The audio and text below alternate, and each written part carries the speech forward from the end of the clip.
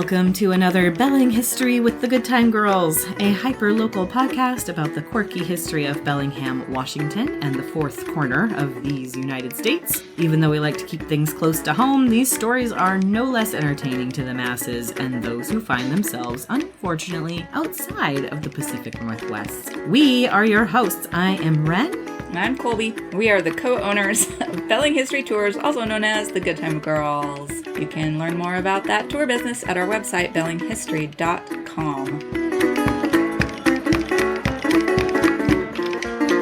Today's episode is called Bad Lady Lady Barber Town, or the Demon Barber of Fleet Street. No, Lorena Upper, the female barber of Holly Street. Today we have another re-release episode from Bad Town Season 2 of the City of Subdued Podcast, which we got to co-host with Annika Fleming and Dalla Gasparina and our beloved Good Time Girls founder, Marissa McGrath. And we did all this back in 2020. So they're a few years old, and we've been re-listening to them and giving a little bit of updates to go along with it if we have anything new, insightful to say. So if you want to give them a re-listen and hear our little new thoughts, please do. Or you can just see us in the spring. Listen to us back when we get some new episodes that we have time to research during these dark months. Yeah. I'm really excited for this one because it just happens to combine my favorite subjects, hair and history. So it's fun to have our founding mother, Marissa, on this one again to do a deep dive into the social context of this case. But let's get on to the story.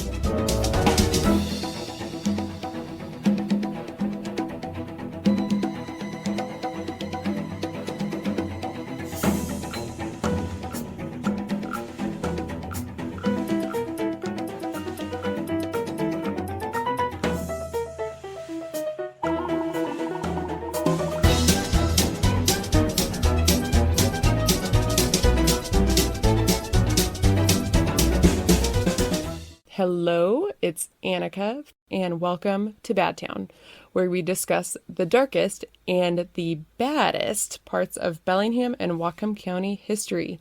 We are joined today by our Season 2 co-hosts, Marissa. Hi. And Colby. Hi, everybody. From the Good Time Girls. So, what story do you have for me this week? We're going to tell you about a case study about a woman named Lorena Upper from Bellingham that takes place in April of 1922. That's all I'm going to tell you right now.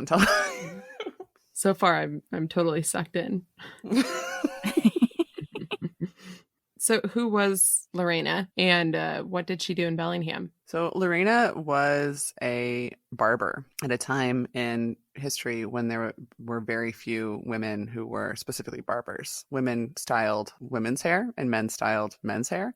And never the twain was supposed to meet. It was considered too titillating for a man to get his hair done by a woman, and extremely way too forward for a man to be styling a woman's hair. So in the 1920s, this started to change. It started to change in the late 1800s, and there would have been very few schools that would even train a woman to cut hair. Yeah. And she had worked in many different places and had chairs in different barbershops. It was really common for the woman barber in a barbershop to be kind of sexualized a little bit. It was considered kind of racy to have a lady barber. I kind of think of it as the Foxy Latte stand type treatment. But the idea that, this woman was going to touch you and, maybe her boob was going to rush up against you.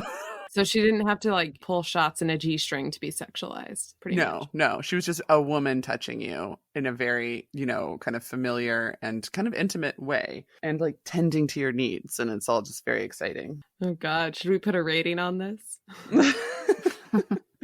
So where exactly did Lorena come from and what brought her to Bellingham? Lorena was originally from California. She was born there, but she had been around by the time she came to Bellingham.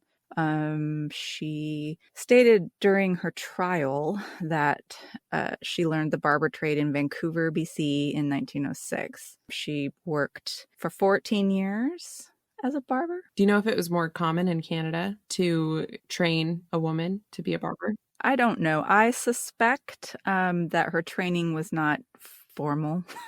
Oh, okay. As in a school, and that she just maybe apprenticed or learned it on her own. I don't know. But she worked in Calgary, Astoria, Los Angeles, San Francisco, Seattle, and Aberdeen, which are all places that also had a lot of hanky-panky going on. But who didn't?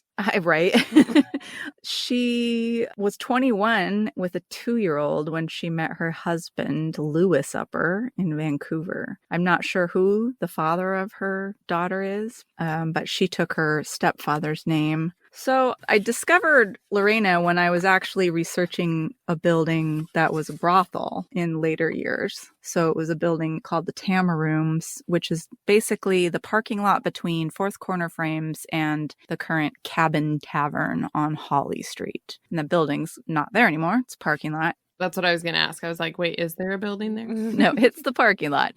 But it was a 2-story, really narrow wood frame Victorian building. It had bay windows on the top floor. And the Tama Rooms were on the top floor. And Lorena's barber shop, she opened on the bottom floor before really the Tama Rooms became a thing, but pretty close in time. And there was a tailor in the building, right? And other kind of normal, other normal businesses. Yes. So yeah, she opens a shop in this building on Holly Street. Okay. So what happens after she opens her shop on Holly Street? Does she just open it and become automatically successful, or what happens? Well, as often happens in cases where women are pioneers, it didn't go super great. Lorena shows up in the newspapers for the first time, I think, on April 18th of 1922, because there's a case coming up against her. Charges under the red light statute were filed by the prosecuting attorney in town. The red light statute being she's being accused of prostitution. Do you want me to read the statement?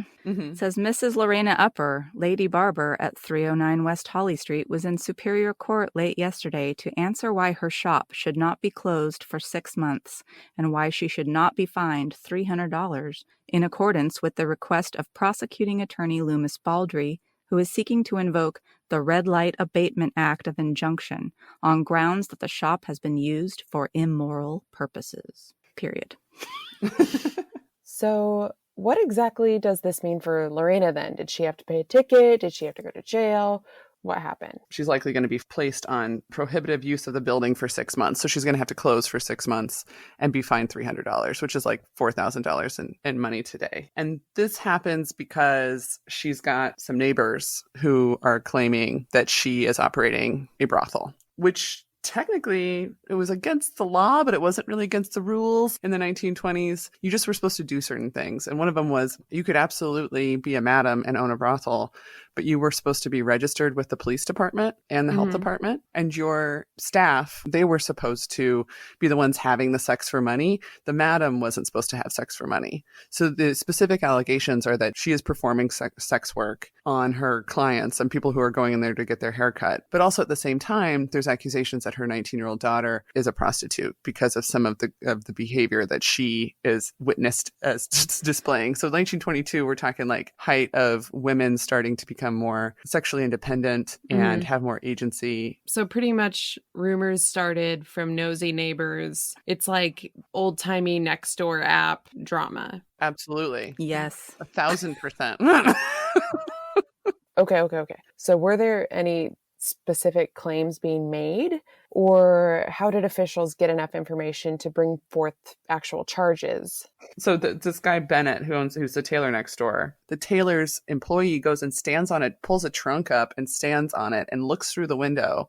And he said he saw something decidedly raw, but he's never asked to explain what it is in court. He just saw something raw. Also, is it legal at this time to peep into people's windows? If it wasn't legal, that nothing was done about it. And he was able to present that evidence in court without anybody, it doesn't sound like anyone really questioning it. Can I just point out real quick that that all of our information that we've been using here just came from articles in the Bellingham Herald at the time reporting on the trial, and I haven't actually read any of the transcriptions from the trial or anything like that. So you have to take it kind of with a grain of salt. Yeah, it's going through this really sensationalized lens. So that's always really interesting. But the thing is that she says in court that Bennett, the tailor from next door, gave her a black eye, that they were arguing in the street. She didn't say what it was about, but basically it sounded like she was saying, they're trying to push me out of here. You're trying to push me out of here and I'm not going anywhere. And he punched her in the face and gave her a black eye. So that's also not brought up as in the newspapers as something that should be pursued, or they actually say she's spilling neighborhood affairs freely. Like she's basically being a gossip in the trial. And by saying that she got punched in the face. And also at trial, this guy named Noel Pravanchi, who owns a big tobacconist shop just like a block away, is saying he's also heard that it's a pretty bad place and that there's something going on there. From the quotes that they use in the newspaper, nobody once says she's a prostitute, she's a madam, they're doing sex work. It's all very innuendo-y. It's like, I saw something decidedly raw. And then it's a pretty bad place, and I've heard all kinds of things are going on over there. And that's the evidence that they use. And it works. She's actually convicted. Wow. I have a thought that's kind of popping into my head. It's definitely not the same. Like, I'm not going to equate Lorena Upper's experience as a old-timey Bellingham business owner to being a woman in the Salem witch trials. But I am seeing some parallels. It seems like it doesn't take a lot of evidence to put a woman in jail if there's enough rumors and hearsay going around. Yeah. And she doesn't actually have to go to jail, but she does have to pay the $300 fine and shut her business. But yeah, I mean, you could say that this is a witch hunt. You could also say that throughout history, over and over and over again, women just sort of sticking their necks out and trying to kind of push up against society's ideas about what they're supposed to be doing makes men really uncomfortable to the point of wanting to like teach them a lesson. And that's my interpretation of this situation. I think and I don't know, Colby, it's like, I don't feel like she was running a brothel. There's testimony, or there's a quote from her family physician who says that she was asking him to talk to her 19-year-old daughter and ask her to keep more regular hours and not go out partying at night. And I think she was a concerned mom, and that maybe she was seemed a little bit trashy. I love trashy. So she had to be a little bit on the wild side of life, just being a lady barber. I'm sorry, but that's just, yeah. I mean, there's a lot of evidence to me that points, they were not like super straight and narrow people. They were probably some kind of fringe element people, but I agree with you that there's no evidence that they were actually, running a brothel. I definitely think Thelma, the daughter, was a wild child. She ended up in vaudeville, which was also completely kind of a wild thing to do. Yeah, this is at a time when actresses are just assumed to be prostitutes too. Yeah. I mean, I guess that's starting to change in the late 20s, but that was very much the idea. If you were an actress, you traveled around, you could have a boy in every town, and you were up there, wanting attention, and mostly for your looks and performing in front of people. And that was considered to be very like low class behavior. Yeah, Thelma, I love vaudeville. I'm a vaudeville nerd. She did the Cycle Whirl act, which was legit like, first it was bicycles and then later motorcycles, where they would like basically ride in like a weird cage thing in a circle, upside down. Yeah. And so she did that on the Pantages circuit. Badass. Yeah. I mean, I think you're right. I think that informs it too, right? So if there was a woman who was from Bellingham, who had family connections here, was somebody that was middle class, and she had opened a barbershop and made a huge effort to be seen as a very respectable, we see weird references in historic advertisements all the time when women are trying to do something that it's like, this is a respectable shop. We have only the utmost professionalism. And so if she had really been like marketing herself that way, had local connections, I think there's a possibility that people would have kind of raised some eyebrows and made some silly jokes about it. But I don't think that there would necessarily have been this treatment. I do think that she was just operating a regular ass barbershop. It was legit though, like a bikini barista. I mean, you think that's what it was like? I mean, in a lot of ways, like without the bikini, but the same sort of like stigma or associations. I mean, you're not going to open a bikini barista stand without knowing you're going to get some attention like that. Right. No, I have zero qualms with bikini baristas or lady barbers. I'm just saying. And Bellingham, I feel like in the last 10 years, Bellingham like viscerally rejected the opening of a bikini barista at one point in town, right? There was some kind of like, how can we get a ordinance that makes this impossible? Oh, geez. I didn't know that. Yeah. And so we have a long history of really not accepting the idea that women can make those sorts of choices. It's really common in Bellingham to be really anti-trashy. We're a nice, respectable community, and we want a nice, respectable place. And yes, of course, in the 1920s, we've got some brothels, but we have them operate a very specific way so that you don't really see the women. They're not coming and going in the middle of the day. And if we're going to have those sorts of resources for our men that are obviously needed, then we're going to do it in a way that's really respectful, and you're not playing by our rules. I think there's a possibility they really did think that she was operating a brothel, but I think it might have just come from like not being able to understand why she would want to do this at all unless it was to operate as a brothel, or feeling like even if she's not operating a brothel and her daughter isn't having, sex for money, that the way that they're carrying on is making the male neighbors really uncomfortable. They don't want to see a woman be like, yeah, sometimes I stay overnight here with my boyfriend. And they don't want to see another woman be like, yeah, like part of the deal of why people are getting their hair cut with me is that it's kind of a thrill for them. It just rubbed up against their ideas about what was proper and what was supposed to be done. And they knew that they could work to push her out of town just because of their access to power. Mm-hmm. So Bellingham being anti-trashy. So you're saying that classism has been a thing for a while in Whatcom County, or classism Bellingham. And racism and sexism and all of these stories pretty much that we're going to tell you are all intersecting, and they're all causing a lot of problems for people. And we have these very specific ideas about the social roles of women at this time in our history, and they're just starting to be pushed up against. Colby, do you remember the story of the bloomers, of the lady, or the harem pants? Oh, yeah. I want to say it was 1909. There was this, of course, scandal that women were wearing pants. And there was a local store actually selling pants. They're basically hammer pants, right? Yeah, they totally hammer pants. It's kind of like, or like they're bunched up around the ankles, right? But they're big and blousy, so that kind of looks like a skirt. And then, except for when someone's walking, then it looks like pants. Yeah. There was kind of another variation on them too that were more like culottes or something, where they were bell-bottomy looking, and sometimes they had like an extra panel to make it look more like a skirt, but it was pants underneath. Oh, yeah, like almost like a long apron or a long skirt, like the world's longest skirt. Mm-hmm. And so women were wearing these for a couple of reasons. It was easier to do things like ride a horse, ride a bicycle, etc. So it was kind of, you'll see a lot of advertisements for bicycles with women in bloomers, and that's kind of a scandalous thing.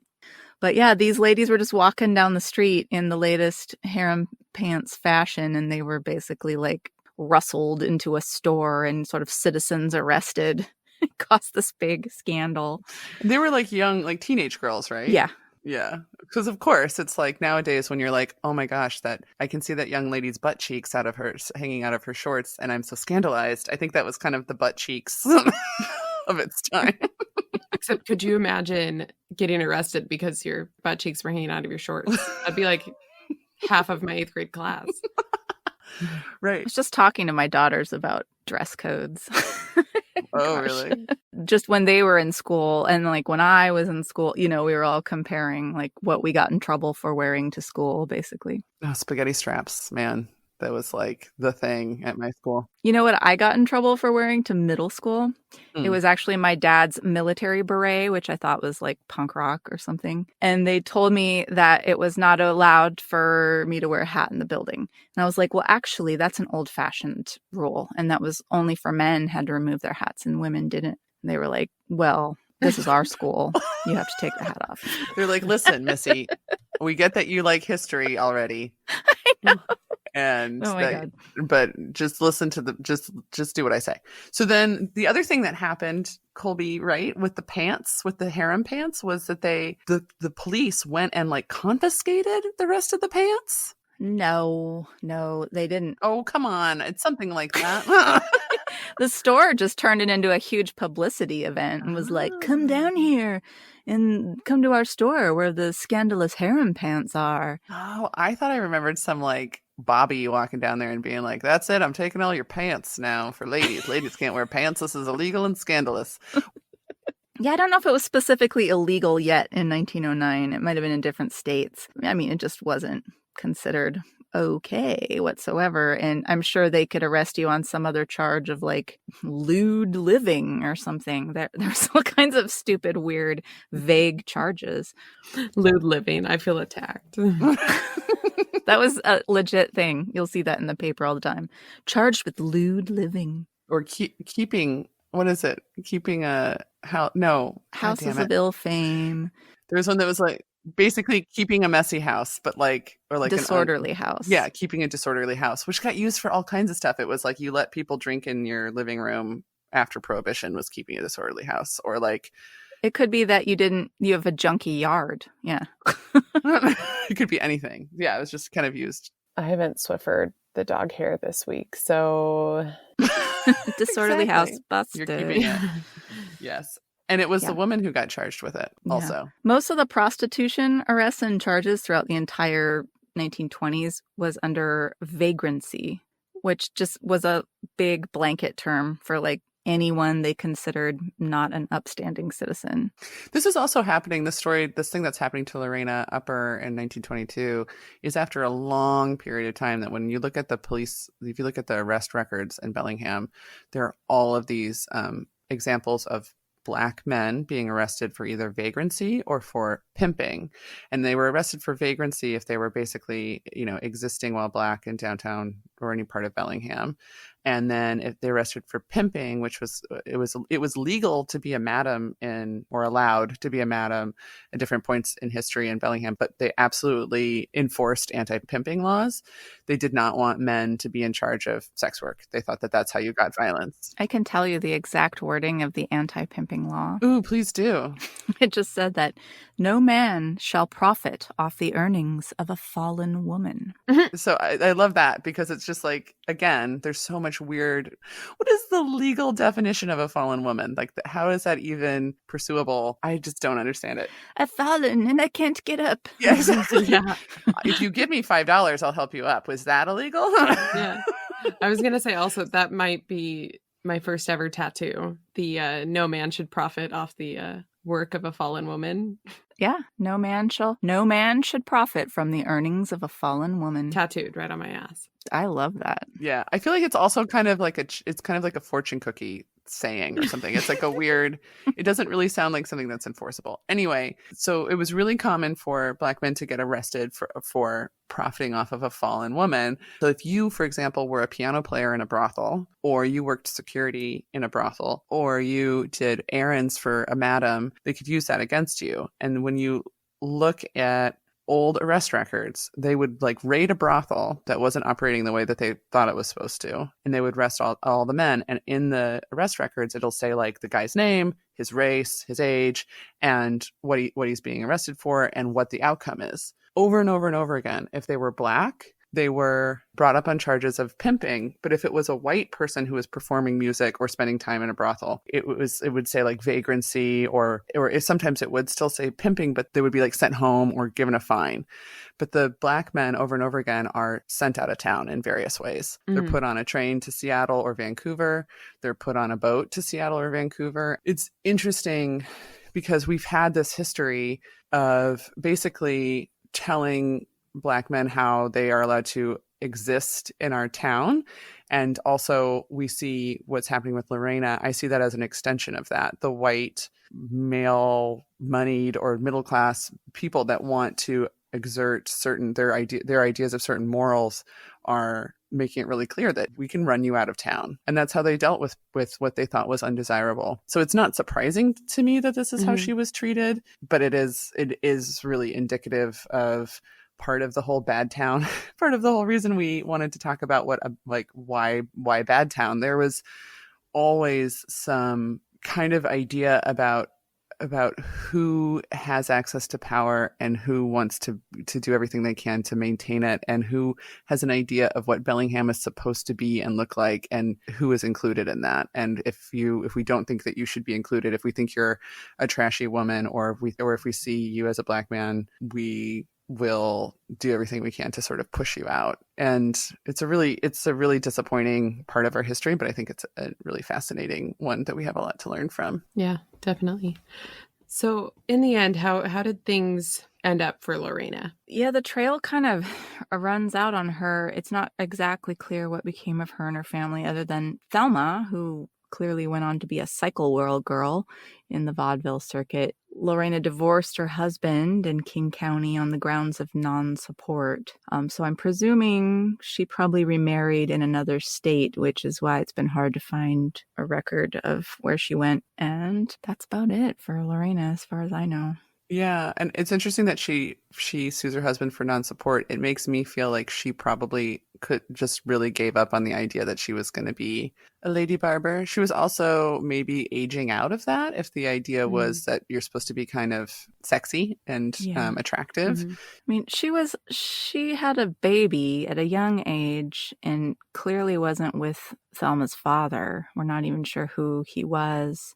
So, maybe she hooks up with her husband out of sort of just desperation, or goes into the lady barber thing, trying to make it on her own. I don't know. There's a lot of questions. But by the time, her daughter's kind of grown up and gone off on her own, it's not clear what happens to Lorena after that. And we don't see a lot of women cutting men's hair in Bellingham for a long time after that. We haven't done like a big deep dive on this, but we don't see a lot of women barbers. And like even today, it's kind of rare to see, there's some barbershops in town that's, we don't see a lot of examples of women cutting men's hair after that. And I think that these sorts of stories kind of stay in the like oral history and in the rumor mill for a while in some communities. And I think you kind of get the picture that you're not necessarily going to succeed at this in Bellingham. It's really interesting to me how, those were just such gendered spaces. Barbershops, were like an extension of a saloon, cigar store. That was a man's world. I mean, in general, like the public sphere was a male space, and you had to be careful going through it as a woman and go to the only the allowed places Mm-hmm. and in the allowed clothing, no harem pants. Exactly. Yeah. So I think Lorena's a perfect example. Her story is a perfect example of exactly what you're talking about. Someone trying to push up against that idea and being met with a lot of resistance. Yeah. A male-dominated community that was paranoid about trashy women. What's funny to me is that after Lorena's case, is over and she's gone out of the picture, that building goes on to become, the upstairs is the notorious brothel, the Tama Rooms. And it was there, I'd say, from the mid-1920s, operated up through the 50s. And there's a lot of interesting little stories about that place. But when it was actually torn down and condemned, I think it was George Hunsby, who was a local history writer. He said that, all the men were gathered in barber shops, ironically, and there was not a dry eye when they were tearing down the Tama Rooms brothel.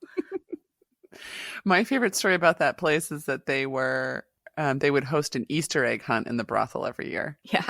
I find that to be fascinating. I just am like, I just don't know why you would want to do that. Yeah. I'm just imagining like little kids dressed up like really creepy old-timey bunnies. Yes, but I think it was for the men. It was definitely an adults-only affair. Oh. Where they hid those eggs makes you wonder. Yeah. But I like that you, Annika, you thought that they were just like the pillars of the community hosting an Easter egg hunt in the brothel for all the kiddies. There was also said to be a trail running from the back of that building directly down to the lumber mill site, which former Georgia Pacific and Puget Sound Pulp and Timber Mill. Like a path that had been beaten there. Yeah, so it's like you get off work, you go to the Tama Rooms, just up the hill, up the trail.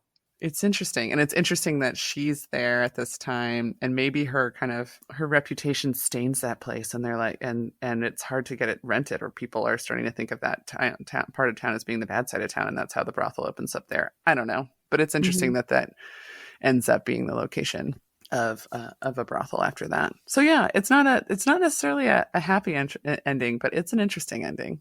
Mm-hmm. Well, that was great. Thank you so much for sharing the story of Lorena Upper with me. That sounded too like me. Fuck it, we're leaving it. We'll be back next week with more Bad Town.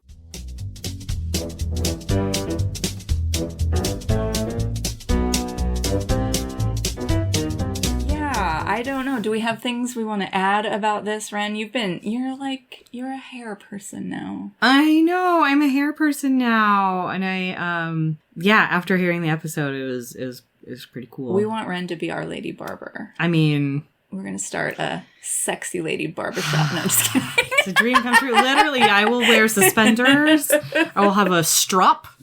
I will have a sharp implement at your throat. So, but yes, I've been in beauty school for the last over a year, and I'm just about to graduate. So it's really exciting, and I love combining these two passions. I like doing historic hair, and I like learning about it, and I learned a lot of new things. Just kind of doing a little deep dive into this episode. It was pretty cool.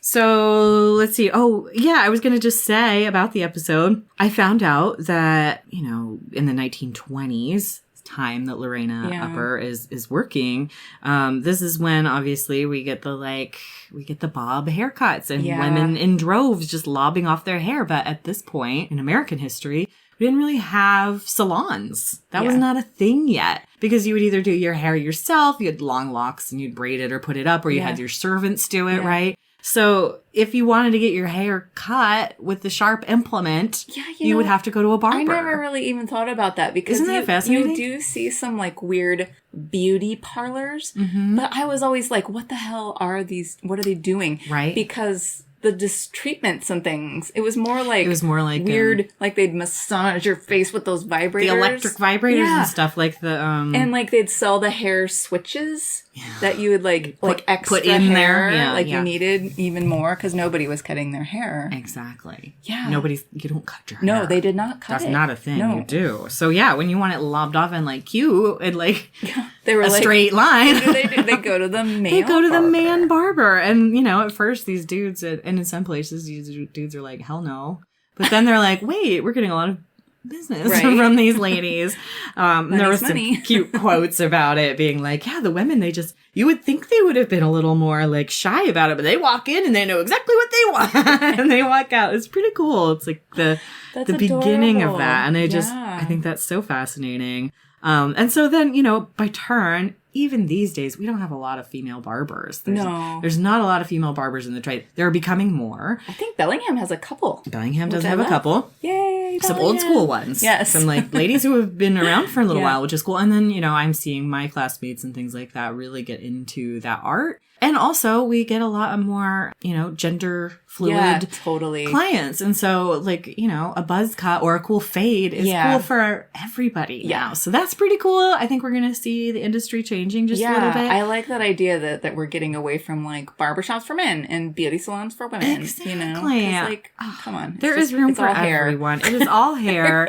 I still, I have a lot of respect for, the way barbering kind of came up and the skill, the trade. Yeah. A lot of that just for hair in general, how it's really passed down. You have to be there. You have to have your hands in it. You have to have your, love in it. So. I think about that a lot, too, with, other bodily hair in the beauty services. Right. With women, where it's, waxing and sugaring and all these things that have been, parts of cultures all over the world for so long. And it's all word of mouth passed down. It's very, very cool oral kind of almost history. Yeah. You can't learn it out of a book. But they will charge you $20,000 to go to school for it. I'm just saying. Oh my God. But yeah, so, there were these male barbers that are working on women. So that's kind of becoming more of an option. Right. But then still females working on men is a little rare, but it's starting to maybe become a thing. Still really taboo. So I can imagine that, maybe Lorena, like we said, she was learning in San Francisco and these big cities. Yeah. And then coming to little Bellingham is probably going to be a little rough to begin with. Yeah. But Bellingham was a port town with brothels everywhere. yes. It was the towns that she lived in pointed to a pattern to me where she is probably living the life a little bit. Oh, totally. And anything women do is going to be sexualized. Yeah. But, like, yeah, she Well, and you know, her history points to a little bit of a and rowdy. I'm like, I'm totally down with that. And like, yeah. it's like vaudeville. It's like, you know, if you were a woman in vaudeville and you were traveling around, you were treated or thought of like a prostitute. Like a prostitute. Whether or not you were Or a novelty. was irrelevant. It was seen very much as like overtly sexualized behavior. Yeah, and you know what you're doing. Yeah. Right? Yeah, and so probably very much the same for Lorena. I think that was really interesting that you, like, to point that out is pretty cool. And yeah, then interesting that, like, I don't know if the neighbors had a hard time with her because she wasn't being overt about what she was doing, because then the brothel moves in, right? Right. So, you know, hard to say. I know. I would really love to see the actual trial transcripts because it's hard to just get anything from what the paper is reporting. It's kind of... That's all going to be very skewed, like you said. And they don't report everything. They just report little bits. Right. So... Yeah, you were telling me earlier, like, there was probably some lewd shit in there that they probably would not have just said straight out in the paper. It's much harder to get your hands on transcripts if they exist anymore. And I don't remember if we talk about this in the episode.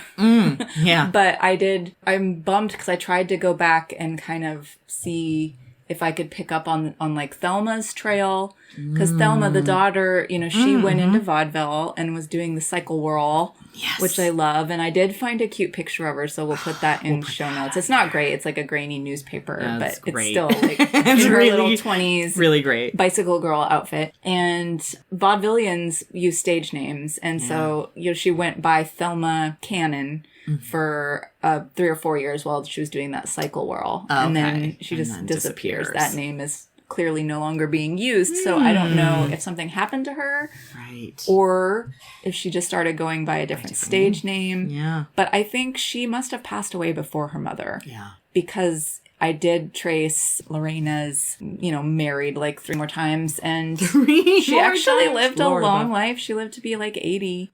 But her obituary names like 2 sisters that were still living, but does not name her daughter Thelma or any husbands. So she was the eldest of 5 sisters. Her parents were William S. Ham and Ida Frances Eberly. And her father was a farm laborer who just worked on like other people's fruit farms. This is down in like Mendocino, California area. And the parents split up. They had those 5 daughters. They were probably like teenagers to adults. Okay. And they both ended up with other people, like remarried to other people. Not a real stable, I don't know what the home situation was, but that was kind of unusual for back then. I was going to say, yeah. So, yeah. And then Ida moved to the city and ran rooming houses in San Francisco and Oakland. Ooh. So that's the mom. Okay. And then out of the 5 daughters, of which Lorena's the oldest, her sisters Blanche and Maddie, whose birth name was Elva Marie. Oh, wow. Yeah, Maddie was a good choice. She went by Maddie. Okay. So Blanche and Maddie both worked as lady barbers. Oh, my God. It's a family affair. Which I had never noticed before. And then I just happened to go back and was like, wait, so she's a barber. This is a whole thing. I know. And so I'm so intrigued. They did mention she was in San Francisco, right? She was in some big cities. She goes back to San Francisco, too, by the 40s. She ends up back there. Interesting. And their lives kind of followed similar patterns in other ways. So Maddie, for instance, was married about 6 times. Oh, my God. Blanche only married twice, but the first time she was 14. Damn. That's a hard life. By the 1910 census, she was 17 years old, widowed, and working as a servant in a private household. So obviously she finds her way to being a lady barber from there. Boy, oh boy. But apparently her second husband was cool with that. They never had children, but they stayed married for quite a long time while she was a lady barber. Oh, I like that. Yes. All right. Blanche. That was Blanche. Yes. Yeah. So both of those sisters worked in the Bay Area in San Francisco. And then Lorena, of course, went back there. Lorena was kind of around. She was getting... she went around. Doing her thing. Yeah. But she was the oldest. So she was probably like, I'm out of here. You know, the parents' marriage falls apart. She takes off. But I'm like, whose idea was the barbering? Right. Where did the barbering come in? Yeah, they're in a kind of a desperate woman, all of them, situation, working in kind of... And maybe in the less uptight sort of parts of society, right? So that kind of brings us to this book, okay? So we don't have a diary of Lorena, unfortunately, but I was looking up something Lady Barber related, and I came across this book. Oh my God. And I ordered it because I was like, okay, I have to read this. So this is a book by Edward Dahlberg, and it's his autobiography. It's called Because I Was Flesh. And honestly, I'd never heard of this guy before, but he's pretty well known in like literary circles, and his writing is very writery. It's like, it's very intellectual and like, you know. Okay. But so he was born in 1900. And so when he was a very small boy, he was illegitimate. And so his mother became a lady barber in the early 1900s. So it's like a huge part of this story. So it's an autobiography, so he's describing it. So I'm like, oh, I need to read this. And so it does predate Lorena's time, obviously, by a little bit, but was the cutting edge of like the first lady barbers. Oh, like early on. Yeah. That's so cool. And so I got about halfway through. Basically, I read all the parts of the lady barber. And TLDR. I found this blog online by Steve Paul, who's editor and columnist for the Kansas City Star, who talks about this being a Kansas City based book. Right. And he describes it maybe better than I can. He says, Dahlberg memorialized and rhapsodized over his mother in his autobiography, Because I Was Flesh, which it was published in the mid-1960s. He says, the book is poetically lush and feverishly frank about personal and sexual anxieties. It's full of classical and biblical allusions, elevated language that could stop a casual reader in her tracks, and colorfully resonant descriptions of Kansas City in the earliest 20th century. Oh my God. Which I was like, yes, that's right. Please.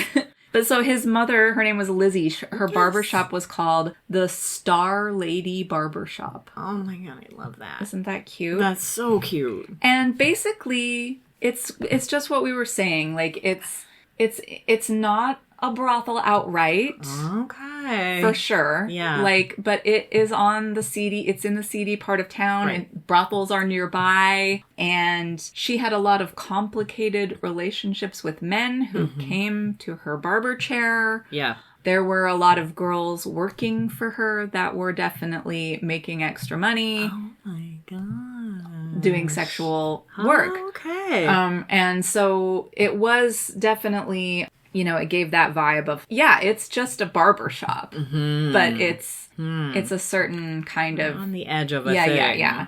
And fascinating. So he gets sent to an orphanage, but when he comes back and he's older, he's like kind of embarrassed of his mom and her weird occupation and her life, you know. Yeah.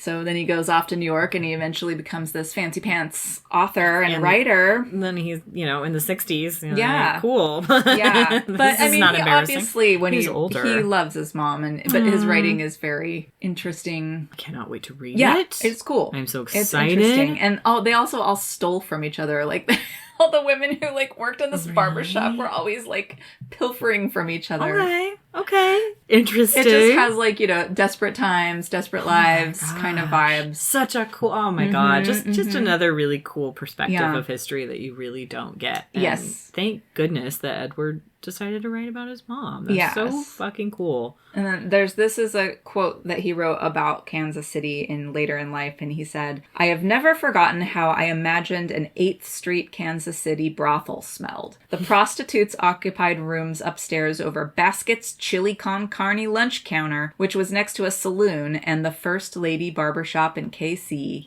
where part-time streetwalkers and fast chippies cut the hair of round-shouldered ranchers from Lincoln, Nebraska or Dallas, Texas. Oh my God. You know what it reminds me kind of is like, remember those Little House on the Prairie episodes when they had to move to the big city? Yeah. It's like that kind of shenanigans shit going down. Just barbers that are cutting men's hires. The Yeah. ladies. Yes. That's Yeah. amazing. Chili con carne lunch counter.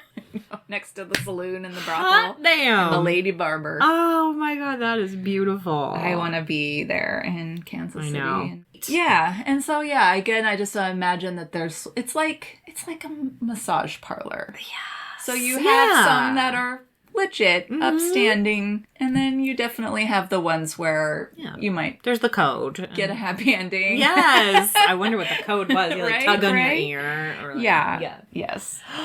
So I love think that. it just kind of gave me some more insight into I think these that's lady that's barber nice shops. to like hear that there is that like little bit of they were a little seedy. They didn't have to be, but Right.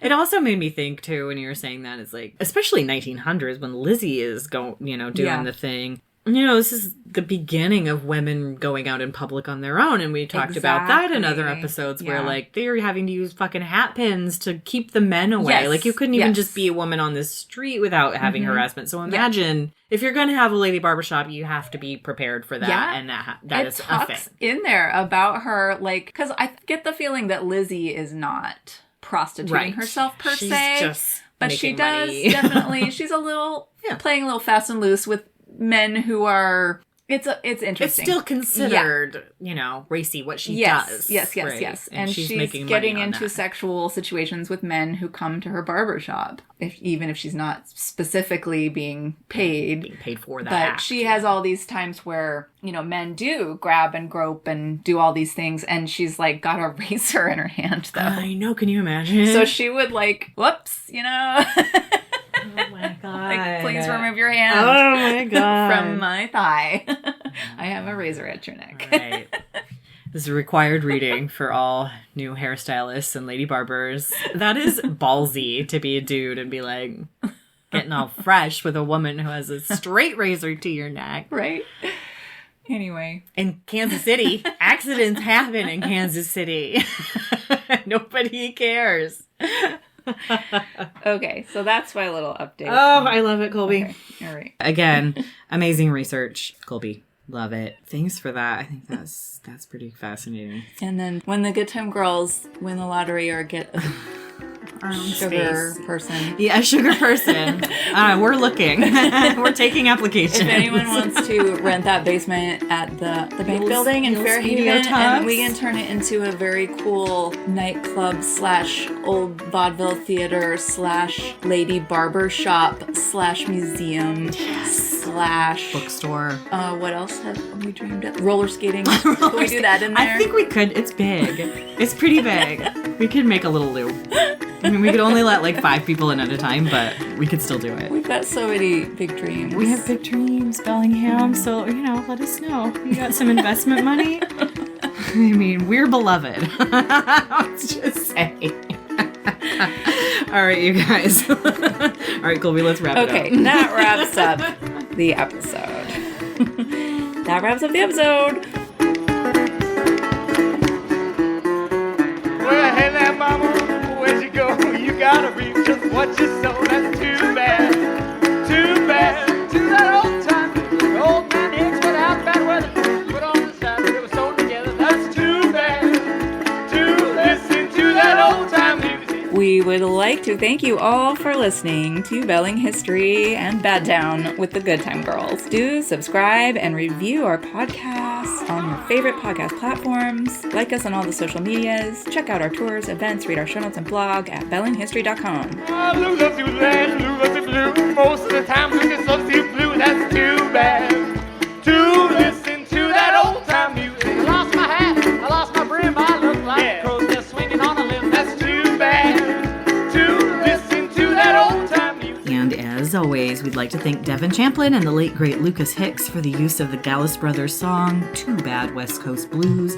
You can find the Gallus Brothers and Devin Champlin tunes on Bandcamp. And you can find Devin Champlin at Champlin Guitars here in Bellingham, Washington. Lost my hat, lost my brim, looking like a crow's nest swinging from a limb. That's too bad, too bad. Well, I got no bugging, I got no smokes. I look like Grandpap and all of his folks. That's too bad. To listen to that old time music. Tune in next time for more Bad Town with Belling history.